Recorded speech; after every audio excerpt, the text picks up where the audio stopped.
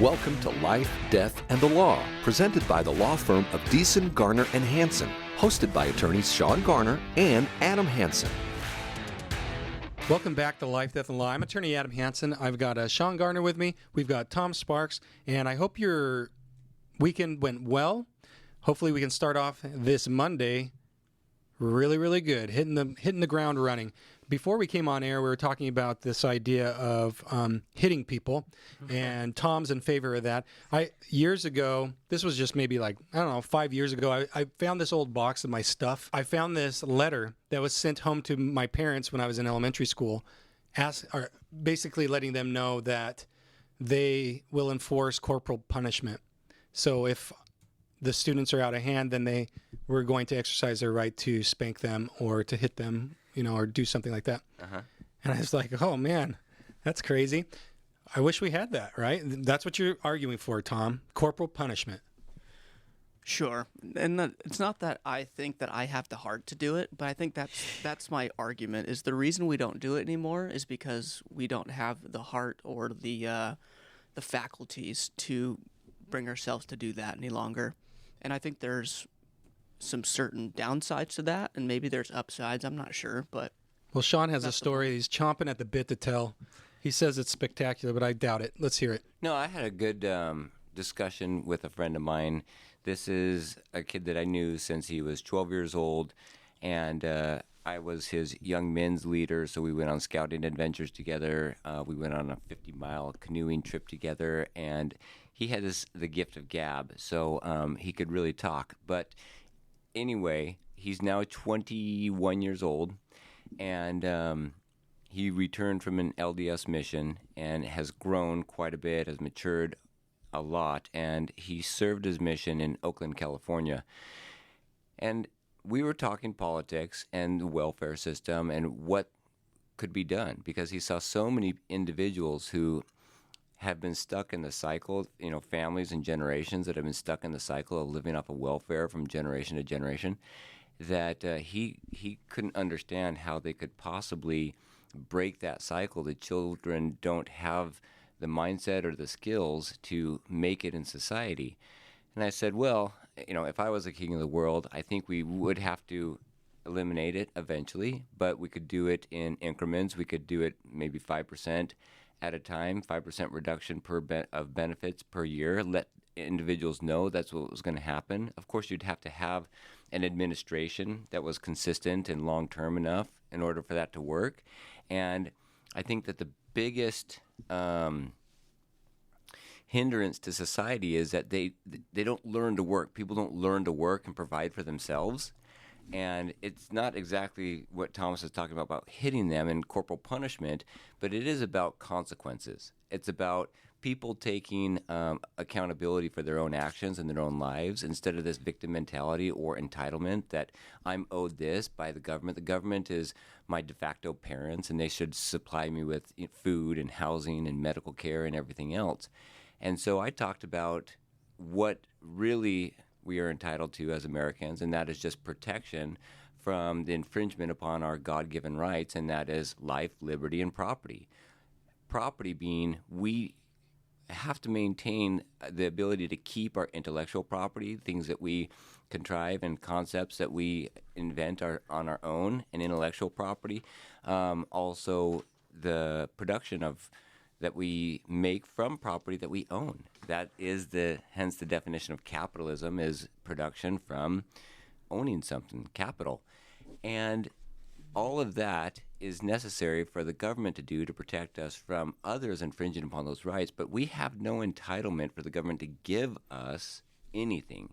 And in fact, when we do feel that way, or when the government does provide those entitlements, those systems of welfare, and the bigger the safety net there is, the weaker the mind is, the weaker the body becomes, and we don't fend for ourselves. And I don't know what individuals would do to start providing for themselves, but humans are very, very intuitive. They're very creative. They can figure it out.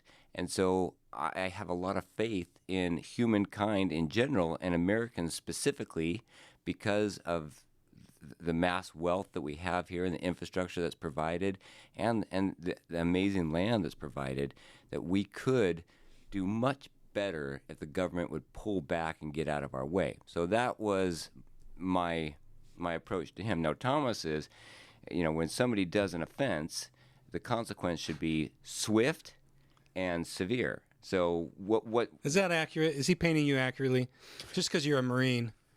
Just because I'm a Marine. No, I think that's part of it. And this is a conversation that I had with a fellow Marine for a long time when I was stationed here at the Air Base on active duty. And we were he was a fellow lawyer. So while we're not working any cases or anything, what do? We just argue. And that's just what lawyers do in their spare time. So that's what we were doing. That's what we call fun. That's what we call fun. So we were having some fun, and we were trying to figure out, is corporal punishment, does it work? Why did it stop? Because we don't really do it very much anymore. Like, I'm talking about medieval times. You did a crime, you get, your hand cut off. You are put on the rack. You're drawn and quartered. All these, very gruesome things. You're put in the brazen bull, and we don't do any of that anymore. Brazen bull, I don't know what that one is. The brazen bull, it's a brass statue of a bull that's hollow, and you put someone inside it, and then you just heat it up with a fire until they burn. Whoa. That's what it is. Well, we have a Connex box out there. It's kind of like our brazen bull. And it's pretty hot. So The hot box. yeah. Go to the hot box. Yeah, so 10 minutes in the hot box. So all of that, but even that, 10 minutes in a hot box, that's an extension of this idea that physical suffering will teach you exactly what you ought to do and what you ought not to do. We don't really like that idea anymore. We have moved over to what I think is more of a mental suffering, where we just put you in prison for a long, long time, where the mind is afflicted, but not necessarily the body. And I can't really draw a principle as to why that's okay versus the physical. What do you mean by that, though? I want you to go deeper into that. There's an argument. Let me see if I understand what you mean. That mental punishment is a cruel sense or version of punishment than even corporal punishment, because that is the really definition of whether you're happy or sad is your mental state. And so if you penalize and are cruel to the mind, then that's the ultimate punishment. So that's what we're doing when we're putting people in jail, is we're just saying we're going to lock up your body and your mind is going to stay stagnant and think about all the things that you've done for years on end. I think that's much more draconian than even chopping a hand off, perhaps. I mean, it could be, and I'm not making an argument of which one's worse. I'm simply pointing out that our philosophy has changed, and I'm not so sure that it's any more kind. It's just a different way to punish. So the question that my friend would ask me is, okay, like, what if you had someone who was a repeated, I don't know, we'll say he's a thief, and he has the option. He's stolen some really expensive things, and he can either go to jail for 10 years or he can choose to lose his thumb. Like, are we okay as a society letting him make that choice? So if he loses his thumb, he doesn't go to jail because that's his punishment. And it's in the eyes of the society, if we voted for that law, the society would be okay with that alternative. And what do you think about that, Adam? Yeah. First blush. I think you made comment of people being locked up for indefinite periods of time. Does that really solve the issue? I think it's not so much about, well, it's partly about the time that they have to sit there, and their freedoms are restricted or removed to a certain extent, dependent on, what we've, as a society, have decided to be appropriate for that particular crime or that offense that they committed. And that's number one. But you go back to what Tom mentioned before. He said, put him in the stocks, or you put him in this brazen bull. That was a public way to show even Jesus Christ on Calvary, right? Yeah. On Golgotha. So that was on the entrance of Jerusalem with the thieves next to him. That was a common practice of the Romans. When you enter Rome, they wanted you to see, we take our laws seriously. If you offend our laws, this may happen to you. So I think nowadays, do we do that? We do partly that in the sense of you're going to go to prison for an amount of time that we've agreed upon as a society is appropriate to that crime, number one. Number two, it's supposed to act as a public deterrent to other individuals, hopefully not committing these crimes, because this person's been locked up for 15, 20 years, and that's the weight of that crime. I don't know if that's a public deterrent or not. I don't know if it works, because most of us are probably walking around ignorant to a lot of criminal laws, and we're probably breaking them, not even knowing it most of the time. These laws are put in place, by legislatures, and we're not. It's my opinion, and maybe other people are. I'm not looking through the legislative actions of the Arizona Congress every day to see, oh man, did you see this? You can't. I can't. I might be criminally liable for kicking somebody out of our office because they wanted to use the men's restroom instead of the women's restroom, and they're a woman. I don't know. I'm just making this up, but we don't keep a bead, is my opinion, on the day-to-day of the legislature. And I would argue that we probably are breaking crime. We are committing crimes, and we don't even know it. And it just is kind of unfortunate. Sometimes people get caught, if you will. Unbeknownst to them, they're ignorant. I think most of us know the big ones. You can't kill people. You can't steal, that kind of stuff. But there are other crimes that are being put in place, that are in place and have been in place for many years or decades, that we're oblivious to. And we might even be breaking those.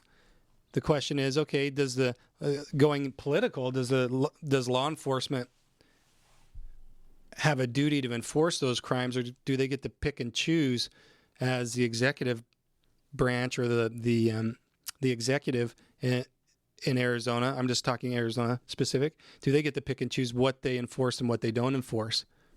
And should they be able to do that? If we as a people elect our legislature, and then they're supposed to be representing us, and they create these laws, we put them into place, we put them there, they create these laws, and now we're bound by those laws. Do you have an executive branch then with the authority to use their discretion as to what they're going to prosecute and what they don't? I don't know. I would argue no. I mean, it should be, if we're talking about equal justice, that's what we often hear, especially back with the Trump trials and these, it looked like political war lawfare. That's what it looked like. And it would look like selective prosecution. And the clamoring from the public was, we need justice. We need an equal justice system. Well, it's not equal justice if you're treating Tom different than you're treating Adam on the same particular crime, and that's what I'm seeing around the nation, is you're seeing these prosecutors that pick and choose the cases they want to prosecute depending on their political affiliation. Mm-hmm. I just heard last week, I heard a newscast about George Soros dumping hundreds of millions of dollars into prosecutor elections across the nation with the intent to, and then they've created this whole training system too. So they get these people elected that they pick and choose in these different forums around the nation as prosecutors, and then they train them the way that they should be prosecuting the crimes that they need to let go and not prosecute. I don't understand the motivation there. I don't know. Maybe I need to look into it a little bit more, but I don't understand that idea of basically allowing criminals to run amok. What would be the motivation to dump my fortune into that political type of action? I just don't get it. Why there? Why are you spending your money there? Well, I haven't thought it through though. Here's, I think, one of the speaking points, and that is that the criminal justice system is fundamentally racist. And so racial minorities are being punished at a higher level than whites. And so if we can diminish the punishment altogether and reduce the enforcement of the criminal justice system, then we are going to offset the racial injustices that occur. And that is really a speaking point to the Democratic Party. And George Soros, of course, is one of the largest donors to the Democratic Party, and he pushes that quite frequently, and his ideas and concepts become their policies, and that is one of them. That it's been a racial inequity, and therefore we're going to attack the entire system and bring it down. Oh, I can understand that from that point of view. We got to go to break. This is Life, Death, and the Law. Coming up, more thought-provoking conversations on life, death, and the law right after this.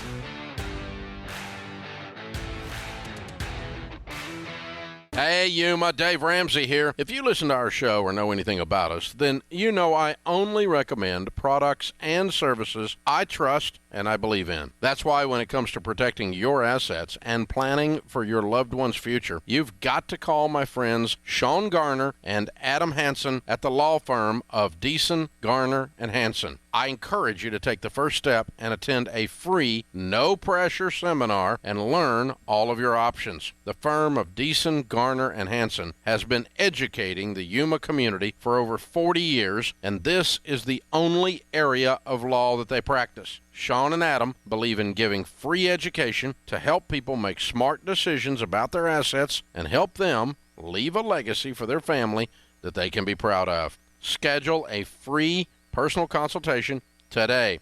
Call 783-4575 or visit yumaestateplanning.com. You're listening to Life, Death, and the Law, presented by Deason, Garner, and Hansen, the law firm that has been voted Yuma's best 6 years in a row. Welcome back to Life, Death, and the Law. We are estate planning attorneys. We help people get their affairs in order by first acknowledging and identifying what their assets are, and then determining how they can pass them down to their beneficiaries, whether it's their children or favorite charities, without government intervention, and also with the least amount of taxes that we can legally do.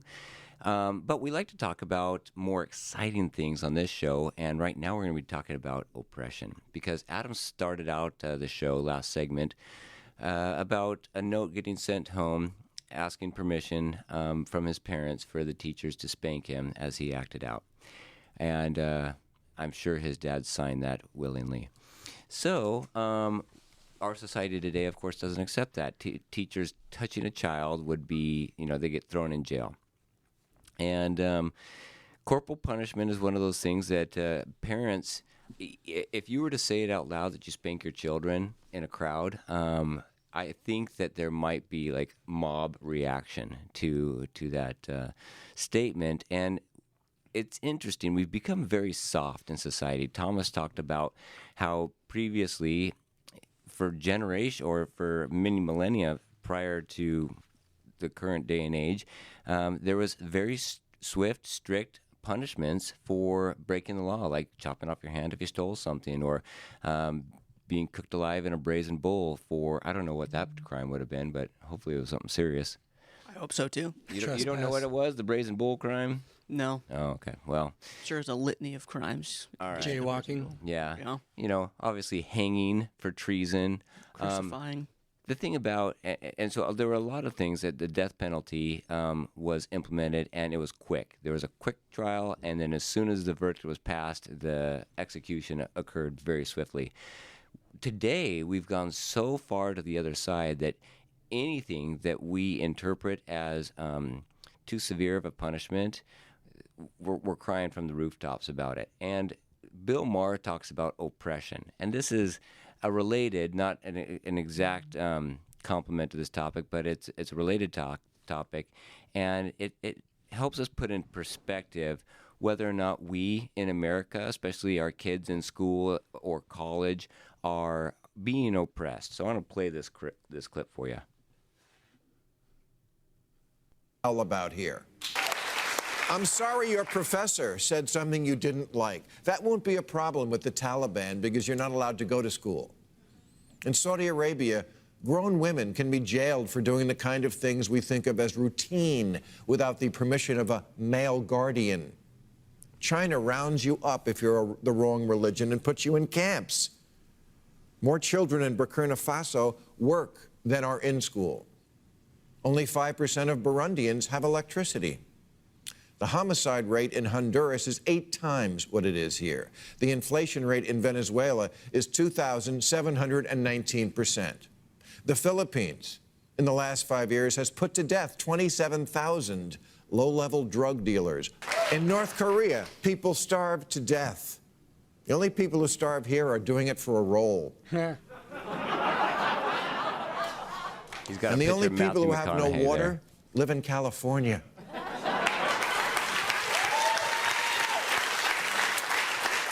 If you think America is irredeemable, turn on the news or get a passport and a ticket on one of those sketchy airlines that puts its web address on the plane. He makes a great point.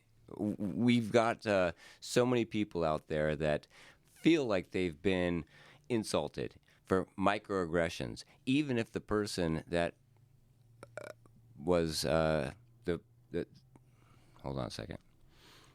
We feel like people, they are insulted by microaggressions. Sometimes they're insulted and the offender didn't even know they insulted them. But that doesn't matter. It only matters that they felt the insult. Or sometimes the offender may have unintentionally constructed a sentence or announced a pronoun improperly and created an irredeemable offense. And this has created an incredibly soft society. I would even say a soft-minded society. And we know the old saying that soft times create soft men, and soft men create very hard times, and hard times create good men, and good men create easy times. And then the cycle repeats and over. So what we need to do is, before we get too soft that we just go down the drain as far as a civilization, is think about what we can do to redeem society. One of the things that I was talking about, again, to my friend who returned from his mission, was the best thing that he could do is work hard, continue to work hard, get married, have children, and teach them to work hard. There was nothing that he could do, no level of success that he could have in his career that would be enough to counter the ill effects of having children that lived off of his wealth and his success without acquiring their own skills and developing their own abilities to be productive members in society. We often think that if we give back enough to people that are less able to provide for themselves, the victims of society, whether they are people that have lower aptitude in academics, or that have been historically marginalized, that if we provide for them, if we give them reparations, then we can lift them out of the poverty that they've suffered from at the hands of their oppressors. And I think it's the complete opposite. I think that the mindset of the victim is the most cruel punishment, because they're never going to allow themselves accountability and then take charge of their own lives and acquire the skills that they need, regardless of whether or not the past was just, to be productive and have a satisfying life and acquire the things that they want for their own families, and then pass that on generations to come. Yeah, this reminds me of a phrase that was often used when I was going through officer candidate school for the Marine Corps. It was when, first of all, the principle that's instilled in you is you cannot be the weak link. There are people on your left and your right, and there's people that you're leading that rely on you. So you can't cower, and you can't shirk your responsibility. And then two is, anytime we were trying to do something difficult and we would mess up, we would be punished. And the common phrase was, when the mind fails to comprehend, the body must suffer. I heard that so many times. And that's exactly what happens, is you get incentive trained. Like if you're in boot camp and you do rigorous physical training as a result in officer candidate school, and that's just what happens. But you learn really quick. The body learns really quick to avoid that kind of suffering. And I think in a society, I'm not saying that we need to go look for suffering, but suffering, and this is even, if you want to look for it in the New Testament or the scriptures, I think there's a lot of philosophy there and theory there that backs this up, that suffering is what begets progress in some way. And that's what I feel like is missing, is we have such a cushioned life, and we're so used to getting what we want and having everything, pushed aside for us to have an easy route. The suffering piece is missing, and therefore the growth piece is missing, and that's why you have this failing of society. I wonder if our youth today aren't jaded in the sense of we send them off. We've decided as a society, 18, you're an adult. Okay, that's just an arbitrary number we came up with. Why 18, not 17 or 16 or 15 or 21? I don't know, but 18, that's the number. Okay, now you're a legal adult. Upon that day happening for our kids, you can no longer make their medical decisions for them. You're not their parent in the eyes of the law. They are their own person, and they would have to execute a power of attorney naming you as their agent in order for you to actually have authority in their life the day they turn 18. So I think leading up to that, we do our youth, at least here in our culture, in the United States culture, I think we do them a disservice getting them prepared for that day when they leave the nest. That's the hope. They leave the nest, like Shawn is saying, and they become something taking your name on into the world and hopefully making your name look good, right? For generations to come. That's the goal. And to make our society better, whatever that looks like. And I think we do them an injustice when we portray life. I would even go as far as saying it's a fake portrayal of real life through social media. So they're living their lives on their phones, on digital media, through Facebook, through Instagram, through WhatsApp, whatever you want. These social media ways of connecting with our world, I think are a false sense of foundation. And when they turn 18, they realize, oh, wait, I can't just jet set around the world like this Instagrammer does. I can't go to Greece because I have no money. I don't even know how to execute a lease agreement at an apartment complex. I don't know how to go to the bank or open a bank account. I really feel like we need to do a better job preparing our youth for that day of 18, because I didn't know what to do. I mean, when I luckily I was thrown out into it. Shawn mentioned this friend of ours that just got home from his church mission. I went on a church mission. Actually, all three of us did. And I was just a kid. I mean, I was 18, 19, and I went to a foreign country where I didn't speak the language, and there was no help other than relying on God to get you through that, and that's part of the process, I guess. But at the same time, it was a process that caused me to not just sit there and think, oh, woe is me, and I'm just, I'm never going to figure this out. I had to figure out how to communicate in a foreign language and get from here to there and get tasks done. And I didn't have my parents to tell me, Adam, this is what you do. Don't do this. Don't do that. And I just had to figure it out. And of course, I was asking questions of other people, of the locals, of people that I was working with. But you just got to figure it out. And I think our youth need to get more training prior to going out into the world, especially in our society, where we are fortunate in the sense that us three, at least here at this table, we got that world training, not because we necessarily asked for it, but you had to adapt really quickly.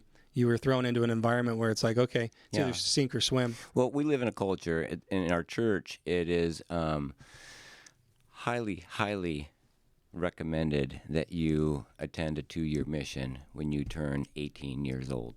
And that means you submit your name to the church authorities, and an apostle makes a decision where in the world you will go. You have no discretion as to where that's going to be, and it could be Russia.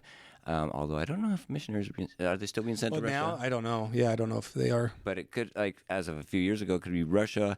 It could be South America. It could be. I went to Brazil. Adam went to Spain. Thomas, you went to Las Vegas, and it's a different world. Yeah. Yeah, he had it the worst of us all. Anyway, we went to these things willingly, and the biggest threat that was out there as missionaries was, if you don't toe the line, if you don't work hard, it wasn't that you had to learn the language in a certain amount of time or you had to achieve some level of success within the church.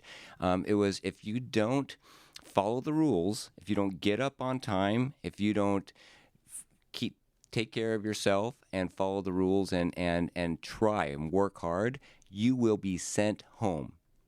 And do you remember how you felt when faced with that potential of being sent home or even going home and not finishing your mission honorably? Do you remember how you felt about that, or did that ever cross your mind? It never crossed my mind, but...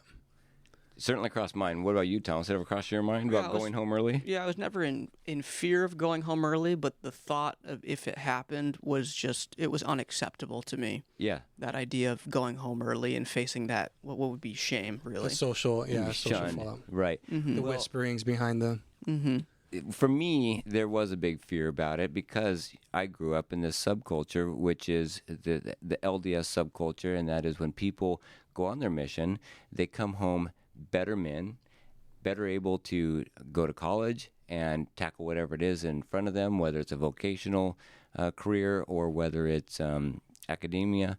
And I saw that in many of my friends before me going and leaving as, some just harebrained kid and then coming home as a pretty responsible adult that was able generally to speak a different language, but moreover to love God, to have a general love for the people around him, and to work his butt off for whatever it was that he wanted to achieve.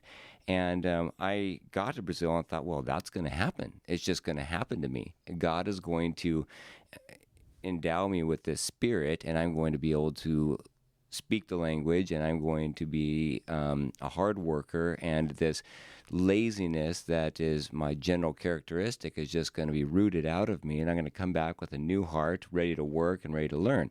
And of course, that's not how it goes. That's not how life works. And so it was super difficult. I had diarrhea for the first year, and I lost 40 pounds. And so I was suffering, and I couldn't speak the language, and kids 3 and 4 years old were running around me in the streets, barely dressed, but making fun of me because I couldn't speak as well as they could. And that's a really humbling experience. And so I really buckled down and started getting up at 5 a.m. instead of the required 6:30 a.m. and studying the language and really applying myself. And of course, it was a big come to Jesus for me, literally, because I had to have God's help in doing it. I realized at a certain point I couldn't do it myself. I needed God's strength. I needed God's grace to make me something more than what I was. And then when I saw that starting to build, it became something that was addictive. I wanted more of it. I felt that I was learning, I was growing, my mind was expanding, my body was becoming more adapted to the circumstances. And so the hardships weren't something that I feared or tried to avoid. They were things that I confronted head on. And so when I got home, I couldn't stand any type of inactivity. I had to be doing something productive all the time. And when I graduated high school, I didn't want to go to school at all. I didn't know what I wanted to do, but I knew I didn't want to go to school or work hard for some type of advanced career. And when I got home from my mission, I was like, yeah, bring it on. I'll go to school. I know how to learn. I know how to buckle down and figure things out. And it doesn't always have to be going to school, but it is about knowing you have the potential as long as you put your mind to it and are willing to go through what it costs to achieve your goals. I hear all this discussion. We got to go to break, but before we go to break, I hear in our discussion what keeps coming to mind when you're talking, Shawn, is that individual has to make a choice, and that choice is either I'm going to buckle down and get this going, I'm going to work, or what's the alternative? You blame everybody around you, And so for those that are listening, you're like, I want to be more like Shawn. I want to, grab the bull by the horns. We're going to talk about that as we come back. This is Life, Death, and the Law. Coming up, more thought-provoking conversations on life, death, and the law right after this.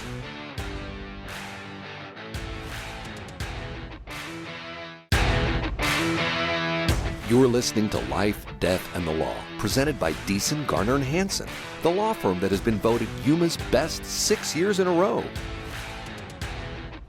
Welcome back to Life, Death, and the Law. We were talking earlier in the first two segments about how life gets hard, and Tom's reaction is, well, just suck it up or you will get hit. That's what we teach in the Marine Corps. The mind is strong, the body is weak. Is that what I hear? That's the ideal. That's the ideal. The Okay. mind is strong, and it can make the body strong. Well, and one point that I want to make real quick is that all of us that went through these life-changing experiences where we became, Better? better people, developed the skills that we have, it was a situation that we were catapulted into because of the society that we lived in. It's a subculture in the LDS subculture, but the society that we adopted, and that is, you need to go out there and be a man. This is your walkabout, if you will, for Aborigines in Australia? Yep. So anyway, that's it. And everybody needs to go through it. Now, every culture is going to have a different version of it, but it takes away the parent and says, okay, now you're going to go, you're old enough to do this, it's going to be super hard, you're going to figure it out, we're not going to walk you through it step by step, you are going to have intuition that you're going to have to rely on and your survival skills, but at some point it's do or die. We've got queued up here a clip from Jocko, what's his last name? Willink. This is Tom. Tom, what you're going to preface it, or are we going to listen to Sure. it? So this Let's is listen to it live. Yeah, let's do it live. Yeah. Here we go. All right. Something is wrong and going bad, you always just look at me and say, good. And I said, well, yeah. When things are going bad, there's going to be some good that's going to come from it. If you can say the word good, guess what? It means you're still alive. It means you're still breathing. And if you're still breathing, well, then hell, you still got some fight left in you. So get up, dust off, reload, recalibrate, re-engage, and go out on the attack.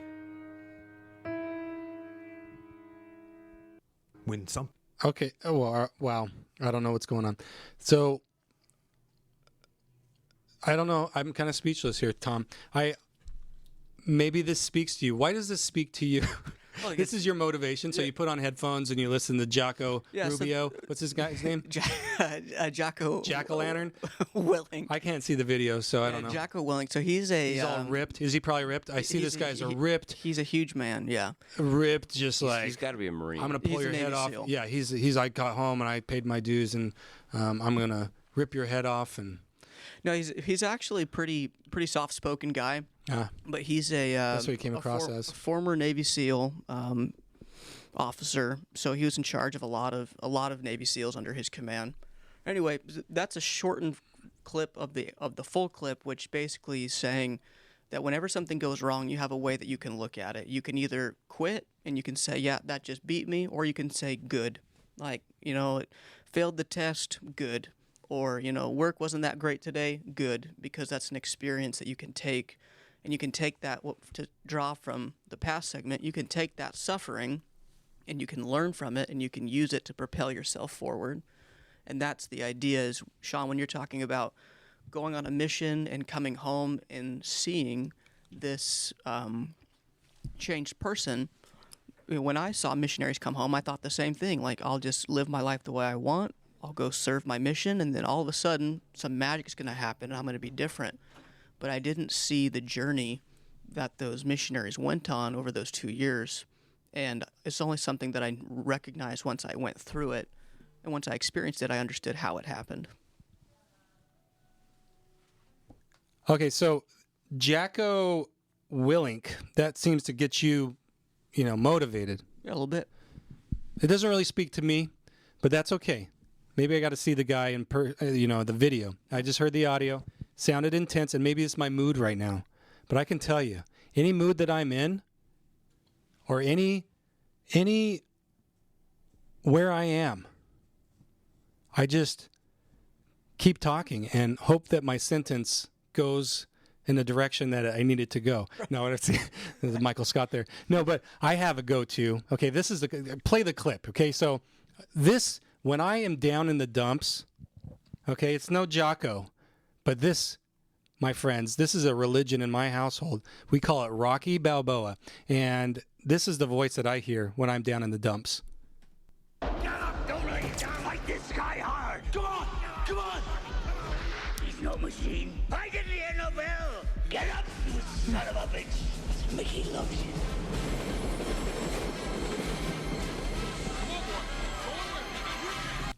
See, I mean, you can't help but just like, Yeah, it's classic.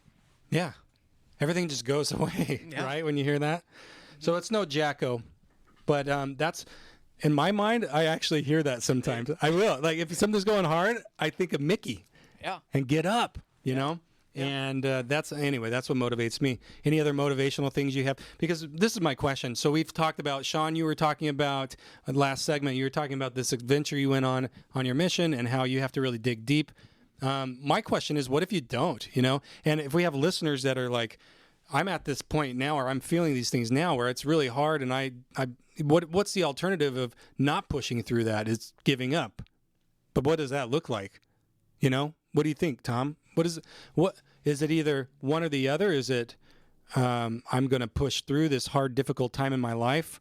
I'm going to find some motivation through either God or some other means to pull me through this, or the alternative, I guess, is you don't. You just take it, and then what happens? I guess, or is it that clear? Is it this way or that way, or is it a combo where I kind of get up, you know, but I'm not really into it, and I struggle through? What do you think? Yeah, I from my anecdotal experience in my own life, Which is pretty much a psychologist, right? yeah. So in my professional opinion, Oh, jeez. this is what I'm saying. We're not giving legal advice, by the way, over the air. Or psychological advice, Well, okay. maybe some life advice, We're not licensed there, so we're not really liable. right? No, do not listen to that. That was a bad example. So let her rip. Let her rip. So I think that there's always a middle ground. You know, you're not. Very few times in life are you going to win to the highest level that you could possibly win. And on the other side, I don't know if many people are losing as hard as they could lose. Like if you're born in America, like you're already winning. Okay. So there's number one. And that's not egotistical, by the way. So number two is there are going to be times in your life where you don't perform as well as you want. Doesn't mean that you have to take that as I'm terrible and I'll never amount to anything. There are small victories, I think, that you look for in life, and you use those as stepping stones. But that's the beauty of being on the journey. And there's a time in my life, like when I was on base a lot, and in the Marine Corps you have to work out to stay in shape so you can pass your physical test, so you can be. How often is that physical test? So you have Every 3 months? You have two major tests, so every 6 months. Okay. And but the idea is you don't go out of fitness at all, because if you're called up, you're ready to you got to go. Yeah. Yeah, you're ready to go at a moment's notice. So I had a buddy, the same one we were actually talking about punishment theory. It's my fellow lawyer. He really liked working out. I didn't like working out. I don't. I do it because I know it's necessary, but I don't like to do it. And he said something to me during a workout that will stick with me forever. And he said, I'm not trying to get through it. I'm trying to go through it. And that phrase has changed my mentality about, going through hard things. I'm not getting through it to get to the prize. I'm going through it to understand the challenge and see what the challenge is going to teach me. And then I think that lesson that is learned can be the prize in itself. So no matter what the outcome is, your value gained was from the lesson learned. That is so hard, though, in the moment, I would argue. You're in this thing. I can only see this. You've got that myopic view where you just tunnel vision. This is my life, and it's super hard right now. Mm-hmm. And there, woe is me kind of thing. So it's very hard to step back. As what I hear you say is the advice that you're giving me. You're my Dr. Sparks. Mm-hmm. Of the law. You're giving me advice to, hey, Adam, when you're going through this hard thing, step back, look at the bigger picture, and look for the little wins through this hard thing. That's what I hear you to say?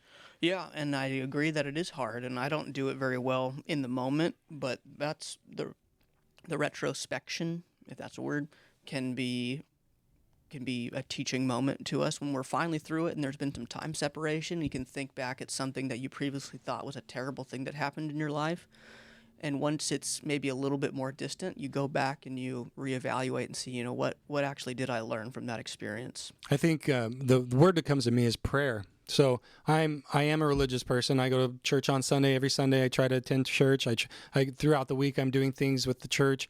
And daily, we as a family, this is just our tradition. I don't know how you are, Shawn and Tom, but in our family we pray at least 3 times a day as a family with the kids. Before we leave the house, we do prayer. Before every meal, we pray. So we're praying probably, let's say, 6 times a day through the course of a day.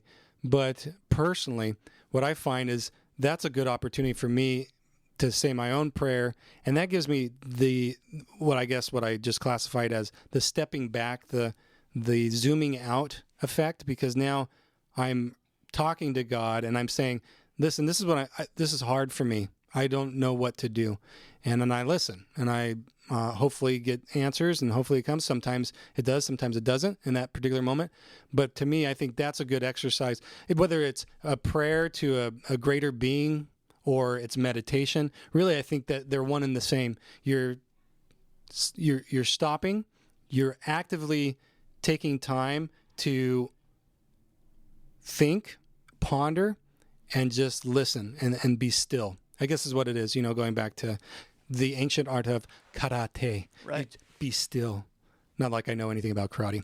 But I have seen Karate Kid Season 6, which I'm excited for the new episodes to come out in November. But I digress. Yeah, I've never seen the TV show, just the original movies. Yeah. But love it. Yeah, I mean, it's corny, but it's fun. It takes you back. But I think, what do you disagree with me? Do you agree with me on the prayer thing? No, I do not disagree. Okay. Meaning I totally agree. Well, good for you. That is very important to do. The more often, the better, I would say, because it's going to continually, the more often you can do that, the less likely you are to get into a hole where you're just so focused on everything that's going wrong. The more often you can get outside of that mindset, the safer you're going to be. We only have a couple minutes left, Tom. And what would you say to our listeners? Okay, so they're going through something hard. Give us some advice. The final words of Tom, the wisdom of Tom. My advice is good. I'm happy you're going through something hard, because in those moments, that's where you're going to find the gems that you need in life to persevere through harder things. I think we're kidding ourselves if we think what I'm going through now is the hardest thing I'm ever going to do. There's going to be something down the road that equals it or is greater, and you're going to need these experiences. And I'm a religious man as well, and I believe that God gives you the experiences that you have in order to prepare you for ultimately what he has for you in the future. And it's a stepping stone process, suffering a little bit here and there to temper yourself, like we temper metal to make it stronger. That's all that's happening. It's a strengthening process so you can handle what's coming in the future. We got to go. This is Life, Death, and the Law. If you have questions or want to know more about something that was discussed today, please call the law firm of Deason, Garner, and Hansen at 928-783-4575 or visit yumaestateplanning.com.